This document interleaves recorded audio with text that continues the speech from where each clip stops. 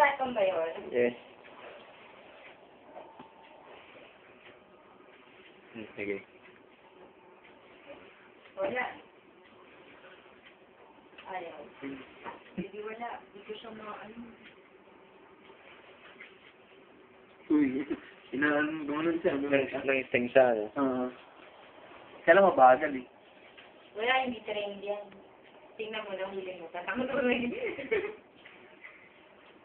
Tingnan mo na, sabi rin makadikit na siya sa pader. Pwede, tanda na. Ganyan talaga yung mga yan. Hindi sila makatakpag hindi piniprovoke. Provoke mo nga, too much. Ayan, no? Oh, hindi mo nakita. Ini-sting niya. Hindi naman yung iipit eh. Gusto ko ipipit. Hindi ipit ang laban niya dyan. Sting. Andun yung poison niya. Baka yung ipit niya pang kauhalin na pagkain. Yung buntot. Ba niya ang pang ano? Ayan o. Ayun ang poison niya, oh, nung lalaban. Ayan, tinan mo. Corny naman yan. Ayoko na pwede. Hindi ang pet. Hindi ang ipit. Parang nangiipit yung crab. Hindi lang yung crab. Dati naipit si dati nun, diba? Oo. Grabe, daming dugo. Palit mo eh. Ilalaro niya ba? Inakamay niya nung lutuin niya.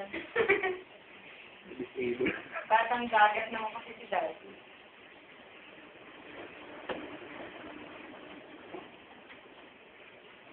Parang ang dami laban ng washing machine. Parang dagat. Ano ba yan? Ayan, yung ipin. Bagay.